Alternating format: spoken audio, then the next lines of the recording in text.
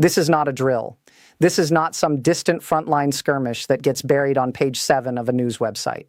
What happened in the early hours of Sunday, May 17, 2026, is something that Moscow residents will be talking about for years. Something that shook Putin's inner circle out of their beds. Something that forced ordinary Russian citizens, people who have spent 4 years watching. This war happened to someone else somewhere else far away in Ukraine to suddenly realize that the war had come home. And it came home hard. Over 1,000 Ukrainian drones hit Russian territory in a 24-hour period, penetrating 4 rings of air defense, reaching Moscow itself, lighting up an oil refinery, sending debris crashing onto the grounds of Russia's busiest airport, and filling the Moscow night sky with explosions that residents desperately tried to film on their phones, despite it being technically illegal to do so. The hunters became the hunted. And today we are going to walk through exactly what happened, why it happened, and what it means for where this war goes from here. But before we get into the Moscow attack, we need to go back to what triggered it, because this strike did not come out of nowhere. Starting on May 13th and escalating through May 14th, Russia launched what Ukrainian Air Force officials described as the largest aerial barrage on Ukraine in a 2-day period since the full-scale invasion began in 2022. Ukraine's President Vladimir Zelensky said Russia fired more than 1,560 drones against Ukrainian population centers since Wednesday alone, along with 56 missiles overnight. Think about that number for a second. 1,260 drones. Not in a week, not in a month, in 2 days. And these were not flying over empty fields. They were flying over homes. The death toll from a Russian missile attack that flattened a Kyiv apartment building rose to 24 people on Friday, May 15th, including 3 teenagers. The cruise missile hit a 9-story corner apartment block during the biggest Russian barrage of the full-scale invasion. Emergency workers finished digging through the rubble after more than a day of searching with crowds of grieving people, many of them children, streaming toward a makeshift memorial beneath a tree near the destroyed building. 3 teenagers born in 2008, 2010, and 2013. They never even made it to adulthood. 1 minute they are sleeping in their apartment in Kyiv. The next minute they are gone, buried under concrete rubble because Vladimir Putin decided to stockpile drones and missiles over a period of weeks, and then deliberately time the strike for maximum impact. That is not a war crime that gets buried in diplomatic language. That is a massacre of civilians. And Ukraine's military had already started planning the response before the dust settled. Russia's defense ministry claimed the military aimed at Ukraine's military-industrial complex, including air bases and fuel and transport facilities. Among the weapons deployed were Kinjal missiles, which Moscow claims can fly 10 times the speed of sound. The large-scale wave of Russian attacks targeted multiple regions, including Pava, Zaporizhia, and Kharkiv, damaging energy and railway infrastructure across the country. And then there was the timing. Ukrainian officials were quick to point out that these strikes came while U.S. President Trump was on a state visit to China. Ukrainian Foreign Minister Andrei Sybiha said that at the very moment the leaders of the most powerful countries were meeting in Beijing and the world hoped for peace. Putin launched hundreds of drones, ballistic missiles and cruise missiles at the capital of Ukraine. That is not a coincidence. That was Putin choosing the most internationally visible moment to demonstrate that he answers to nobody. And that miscalculation is going to cost him, because here is what Putin forgot in May of 2026 that he should have remembered from 2022. Ukraine has built up its domestic arms industry to be able to strike Russia without Western-supplied weapons and without requiring permission from anyone. Since the beginning of the full-scale invasion, the capabilities of the Ukrainian defense industry have increased by more than 50 times. Ukraine now produces more than 50% of the weapons it uses on the front line, with most long-range strike capabilities developed entirely domestically. This is not 2022 Ukraine sitting and absorbing punishment while waiting for someone to give it permission to fight back. This is a country that has spent 4 years building the capacity to reach anywhere inside Russia with a drone swarm that no air defense system on Earth was designed to stop at this scale. Zelensky instructed Ukraine's military to prepare what he called possible formats for our response to the deadly Russian strikes on Kyiv on May 14th. That instruction went out. The defense forces started planning, And just hours after Russia's 48-hour bombardment of Ukrainian cities concluded, the response was already in the air. One of Ukraine's largest drone strikes on Russia killed at least 4 people, including 3 near Moscow, and wounded a dozen others, local authorities said Sunday, May 17th. Russian defenses shot down more than 1,000 drones in a single 24-hour period, something that had never happened inside Russia since this war started. More than 1,000 drones in a single day. Russia's own defense ministry confirming that number. And here's the thing about confirmed numbers. For Moscow, they almost always represent the floor, not the ceiling. What got through is what matters. And what got through turned Moscow into something its residents had never experienced before. We are going to get into exactly what burned, what shook, and what Moscow's terrified elites saw outside their windows. Let me take you inside Moscow on the night of May 16th, going into May 17th, 2026. Because what unfolded in those hours is something that the Russian state media machine is desperately trying to reframe, downplay, and bury. And we are not going to let that happen. We are going to go through target by target, district by district, and explain exactly what Ukraine hit, what the damage looked like, and most importantly, how ordinary Moscow residents reacted when they realized that the city they thought was untouchable was very much on fire. Because the psychological impact of this attack, the sheer terror that spread through Moscow's neighborhoods in the middle of the night, might ultimately matter more than the physical damage itself. And both of those things matter enormously. Let us start with the timeline. Videos began circulating on social media after 3 a.m. local time, appearing to show flashes in the sky and fires in numerous locations simultaneously. Reports came in of explosions in Moscow, all blasts, and Kyiv, Clint, and Zelenograd drone activity near Sheremetyevo Airport, and blasts in central Moscow itself. Now remember, Kyiv is not some remote industrial zone on the edge of the map. Kyiv is a densely populated suburb of Moscow, the kind of place where regular Russian families live, where children go to school, where people thought the war was something they watched on television. A woman was killed after a drone hit a private home in Kyiv, with another person trapped under rubble. 4 people were injured when drones damaged several residential blocks in the western town of Istra. This was not abstract. This was real. And Moscow residents felt every second of it. Now let us talk about the targets that Ukraine's security service later confirmed were deliberately hit, because this strike was not random. This was a carefully planned, strategically executed operation. Ukraine's security service said that Ukrainian forces targeted facilities in the Moscow region, including 2 oil pumping facilities, an oil refinery, and the Angstrom plant, which supplies semiconductors to Russia's military-industrial complex. Read that last one again. The Angstrom plant. That is a facility supplying semiconductors, the microchips that go into Russian weapon systems, guidance electronics, communication equipment. Ukraine did not just hit fuel storage. Ukraine hit the supply chain of Russia's ability to keep making the weapons it has been using to bomb Ukrainian cities. That is a level of strategic targeting precision that deserves far more attention than it has received in mainstream coverage. Residents of the village of Durkano in the Moscow region reported an explosion and fire at the Solnogorsk oil terminal, a large fuel loading facility that is part of the main petroleum product pipeline system around the Russian capital, used for the storage, transfer, and shipment of gasoline and diesel fuel, with numerous large fuel storage tanks. When a fuel terminal with multiple storage tanks catches fire from a drone strike, you do not get a small contained blaze. You get the kind of fire that lights up the night sky for miles in every direction, the kind that sends massive plumes of black smoke rising high enough to be visible from the center of the city. And that is exactly what Moscow residents woke up to see. Then there was Sheremetyevo Airport, and this is where things got genuinely alarming for the Russian public in a way that even state media could not fully contain.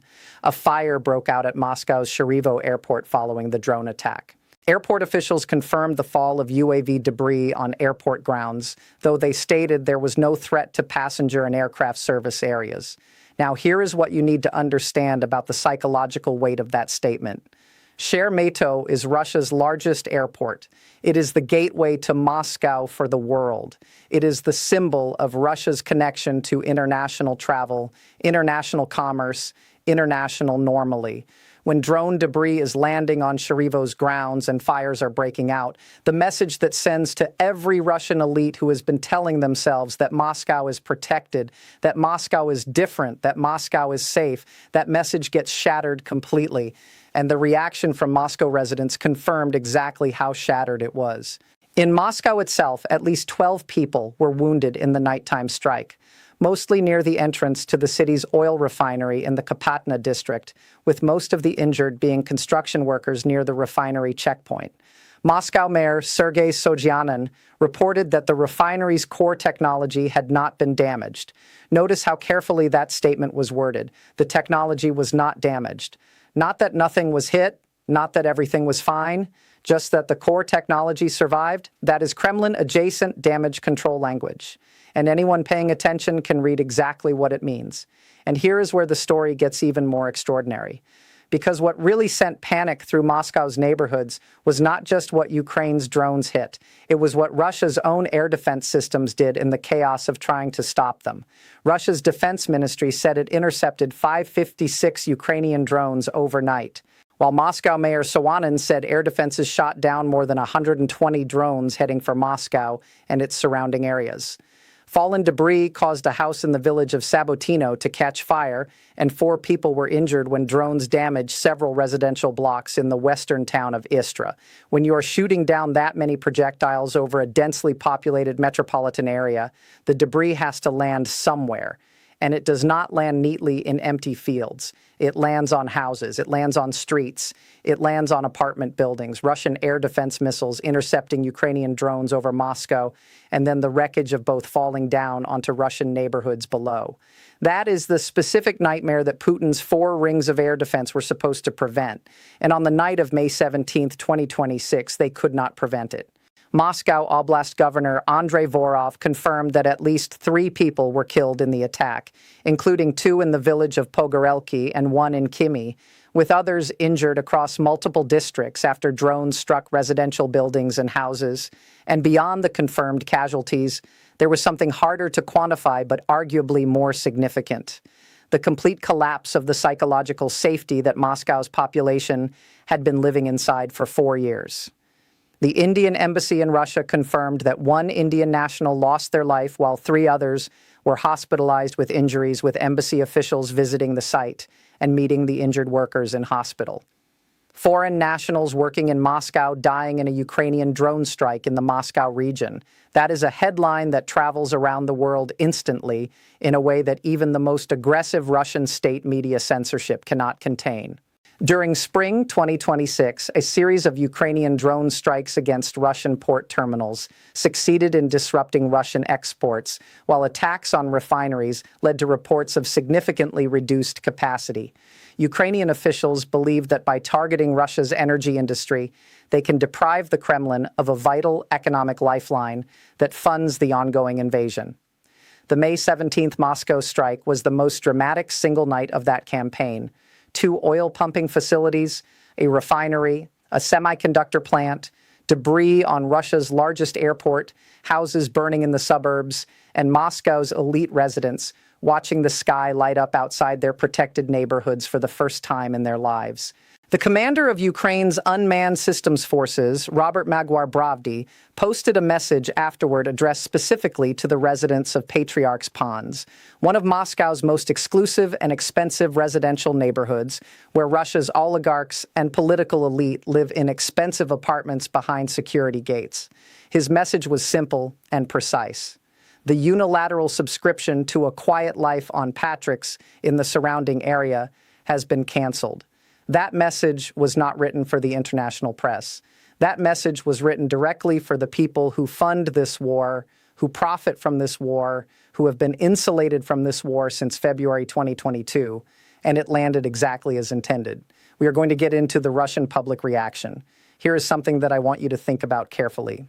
For 4 years, from February 2022 all the way through to May 2026, The Russian state media machine has been running one of the most aggressive, most coordinated, and most shameless information operations in modern history. Every Ukrainian strike on Russian soil gets minimized. Every Russian military setback becomes a tactical regrouping.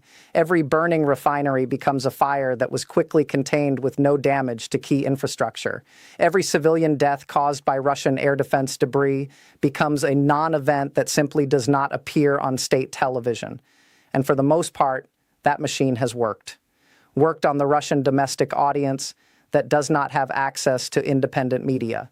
Worked on the segment of the Russian population that genuinely believes everything their government tells them. But on the night of May 17, 2026, something cracked, and the crack was loud enough that even Russia's own pro-war bloggers could not pretend it was not there. Let us start with what Russian state media actually told its audience about the Moscow drone attack. Russian defenses shot down more than 1,000 drones in a single day with state news. Agency TASS citing Moscow Mayor Sobyan's statement about air defenses shooting down more than 120 drones heading for Moscow overnight, and Russia's defense ministry claiming its air defense systems intercepted more than 556 Ukrainian drones across multiple regions between Saturday night and Sunday morning. Now notice what the official narrative focused on. The number of drones intercepted, not what got through, not what burned, not what killed people, not what landed on Sheremetyevo Airport. Just the interception numbers presented as evidence of a heroic and successful defense. We shot down 1,000 drones. Sounds like a victory until you ask the obvious follow-up question. If you shot down 1,000 drones, why is Moscow's oil terminal on fire? Why are houses burning in Kyiv? Why is there debris on the grounds of Russia's largest airport? The numbers tell the story of a defense system that was overwhelmed, not one that succeeded, and the Russian public could see it with their own eyes. That is the part that made this particular attack different from everything that came before it. Because Moscow does not get hit very often, citizens did not know that, legally speaking, inside Russia, they are not allowed to record these videos and publish them on the internet. This was a rare occurrence, especially at this scale, and people in their sheer panic started recording and publishing hundreds, possibly thousands of videos. Think about what that means. The Russian government's own internet censorship and recording laws became completely irrelevant in the face of raw human panic. When you see fire in the sky above your apartment building at 3 a.m., you do not think about what the state media guidelines say about recording drone strikes. You grab your phone and you film because you're terrified and you want someone to know what is happening. And those videos went everywhere. Telegram channels, social media, international news outlets. The world saw what Moscow looked like on the night of May 17th. And no amount of state media spin could unring that bell. The attack on Moscow was described by TASS itself as the largest in over a year, following a huge wave of Russian strikes earlier in the week targeting Ukraine's capital Kyiv, killing at least 25 people and injuring dozens of others. So even Russia's own state news agency had to acknowledge the scale. And here is where the internal contradiction of the Russian propaganda position becomes almost impossible to sustain. On one hand, state media wants to tell Russians that their air defenses are strong, that Moscow is protected, that Ukraine is losing, and that the EOSA war is going according to plan. On the other hand, TASS is reporting that the largest drone attack in over a year just hit the capital. You cannot hold both of those narratives simultaneously. Eventually, one of them has to give way to reality. Russian authorities described the Azumat assault as one of the largest drone attacks on Moscow since the war began in 2022. And Russia's defense ministry claimed its air defense systems intercepted more than 550 Ukrainian drones across multiple regions. But here is the detail that cuts right through the official spin. Ukraine's security service confirmed that Ukrainian forces targeted facilities in the Moscow region, including 2 oil pumping facilities, an oil refinery, and the Angstrom plant, which supplies semiconductors to Russia's military-industrial complex. Ukraine's own security service publicly confirmed what they targeted and why. No ambiguity, no hiding behind vague language. Ukraine said directly, "We hit your fuel infrastructure. We hit your semiconductor supply chain and we will keep coming." That kind of public transparency from the attacker, combined with Russian state media's desperate attempt to minimize the damage, creates a credibility gap that ordinary Russian citizens can increasingly feel even if they cannot fully articulate it. And then came the moment that genuinely changed the dynamic of domestic Russian information space on the night of May 17th. The pro-war bloggers started breaking ranks. Ukrainian long-range strikes in spring 2026 have become far bigger and more consequential than anything seen in the early years of the war, and their mounting impact is due to an upgraded long-range arsenal that now contains larger numbers of drone models alongside a growing quantity of domestically developed systems. Russia's own war bloggers, the online personalities who have spent years cheerleading the invasion, defending every military failure, providing the Kremlin with an unofficial propaganda layer that reaches audiences, state television cannot begin posting content that directly contradicted official lines. They could not look at the footage of burning oil terminals, houses on fire in Kyiv, and debris on Sheremetyevo's grounds and tell their followers with a straight face that everything was repelled and no damage was done. Their audiences had eyes. Their audiences had seen the same videos. The credibility of the pro-war blogger ecosystem depends on at least some minimal connection to observable reality. And on the night of May 17th, observable reality was on fire. An expert told the Associated Press that the strikes appeared to be retaliation for recent Russian attacks on Kyiv, adding that it brings home the fact that Ukraine has the capacity to strike at very significant scale at or around the Russian capital, taking the war home to Russians in a way that would be most unwelcome to the Kremlin. That phrase, most unwelcome, is doing a lot of diplomatic understatement work. What it actually means is this: the foundational psychological contract that Putin has maintained with the Russian population for 4 years. The promise that the war stays over there, that Moscow stays safe, that Russian civilians do not experience what Ukrainian civilians experience. That contract just got violated in the most visible, most documented, most impossible to deny way imaginable. An analyst cited by the Associated Press added that the attack contributes to what he called a darkening cloud of anxiety over Russia, which has developed palpably over the last 3 to 4 months, citing a combination of factors, including Russia's recent battlefield setbacks, a deteriorating economic situation at home, and the Kremlin's intensifying crackdown on the internet, including in Moscow and Russia's second-largest city. A darkening cloud of anxiety. That is the expert language. The plain language is simpler. Russians are scared in a way.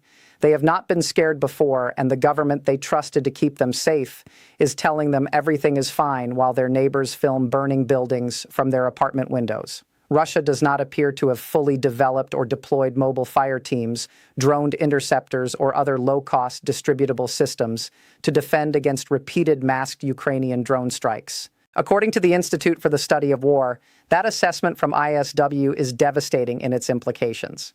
4 years into this war, with full knowledge of Ukraine's growing drone capability, Russia still has not built the kind of distributed, cost-effective defense network that would actually stop a swarm attack on its capital. What it has instead are expensive interceptor missiles being fired in enormous quantities at cheap Ukrainian drones. An economic equation that bleeds the Russian defense budget with every single engagement, and one that Ukraine is deliberately and methodically exploiting. And the Kremlin's response to all of this doubled down on the same strategy that got Moscow lit up in the first place. In Section 4, we are going to talk about what this all means for where this war goes next, what Zelensky said after the strike, and why this attack might be the moment that the psychological tide of this war finally irreversibly shifted. All right, we have walked through every layer of this story together. You saw what Russia did to Kyiv starting May 13th, the largest aerial bombardment of the full-scale invasion, 1,560 drones in 2 days, a 9-story apartment building flattened in the Darnitsia neighborhood, 24 civilians dead, including 3 teenagers who never made it to adulthood. You saw Ukraine's response land on Moscow on the night of May 16th into May 17th. Over 1,000 drones in 24 hours, oil terminals burning, a semiconductor plant hit, debris on Sheremetyevo, now houses on fire in Kyiv, 12 people wounded near the Moscow oil refinery, Moscow elites filming the sky from their windows in panic. You saw the Kremlin propaganda machine crack under the weight of footage that millions of Russians had already seen with their own eyes. Now let us talk about what all of this actually means. because the strategic implications of what happened this week go far deeper than a single dramatic night of drone strikes. And I think a lot of mainstream coverage is completely missing the bigger picture.